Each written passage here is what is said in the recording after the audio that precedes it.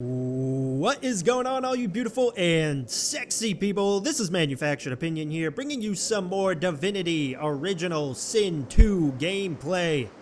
And today we are delving into the depths of the Holy One Braccus Rex's vault. You know you'll be getting close to the vault once you encounter a few noxious void salamanders. Once you defeat the salamanders, run to the end of the beach and you will find a hidden door leading into the dark cavern. I'm just showing you here on my map a couple of times. On the face of it, the dark cavern appears to harbor only a crazy man and a door that you can't walk through. And this crazy man will yell obnoxious jokes to you and your party members, which are actually pretty funny. I recommend that you go through each one of your party members and just see what he has to say to each one of them. But these three crates on the left here will actually look like normal crates when you first run in here. What you're going to want to do is interact with those crates and you'll realize that they are illusions. Once you manipulate the camera to see that there is a different side to the vault, you can actually run right across the river and there is an illusory path there. And to be honest with you guys, that's probably the hardest part of this dungeon. From there on, it just becomes basic dungeon crawling. When I first came into this cave, or this cavern, I left. I thought it was part of a quest that I would find later on. There was this crazy old guy telling me I looked like a lobster. I thought it was pretty racist, seeing as how I'm playing as the Red Prince. So I just left. And then when I came back and manipulated the camera a little bit, I realized that I could run right across the cavern. So if I had to highlight 10 seconds of this video, those are the most important 10 seconds. So like I said, after the early part of the cavern, it really becomes basic dungeon crawling. You'll have an initial fight with Trompdoy, which is pretty easy. Then you'll get to this riddle room, as I'll call it. Select the first answer, then the second answer, and that'll get you through to the next area. Everything else in this room is a trap. There's either a trap chest or a trap door that'll poison or burn you. So I recommend you don't interact with any of that and just go straight to the last portion of the vault.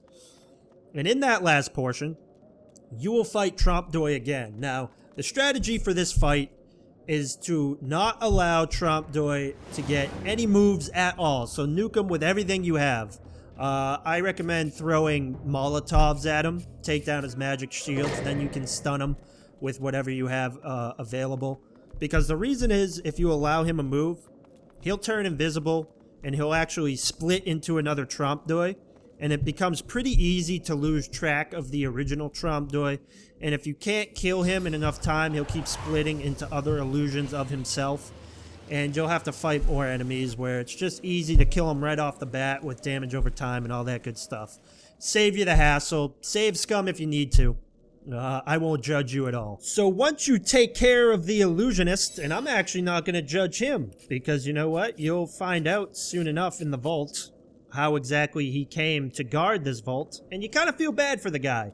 I'll leave it up to you guys what you decide to do with his soul jar, but I decided to release his soul because I felt very bad for him, but I don't want to ruin the story. Well, you're going to see some of the story here, but I go through it pretty fast. But anyways, what's interesting is once you defeat Trompdoy, a new quest starts when you pick up what's called the Braccus ring. Braccus Rex's ring, I should say. And this ring is cursed. I recommend you don't put the ring on unless you have the spell Bless. And if you have the spell Bless, you put the ring on, it gives you several debilitations, and then you just bless yourself, it removes the curse. Then you actually have to remove the ring and put it back on, and you get all the benefits of the ring. There is a quest for the ring where you can try to give it to somebody else, but I don't recommend doing that because the ring without the curse has some pretty damn good stats that are actually useful for the final fight of this act, and the final fight is a freaking doozy, man. That fight is absolutely nuts. It's nuts! There's actually a few more things in here that are very useful for that final fight.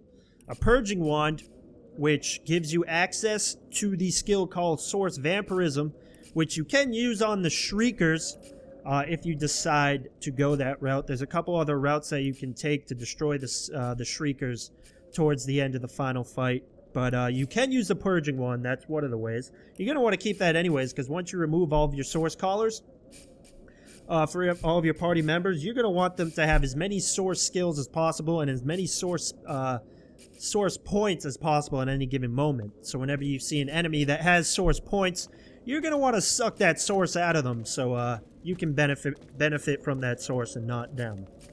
And speaking of these soul jars, you can actually absorb the souls in them to give you a source point, or you can actually take one with you. So if you already have full source points, you can take one of these jars with you, so then you can use it at a later time to smash it and give you some more source points. It's kind of like an emergency fund of source that you can suck on at any given moment.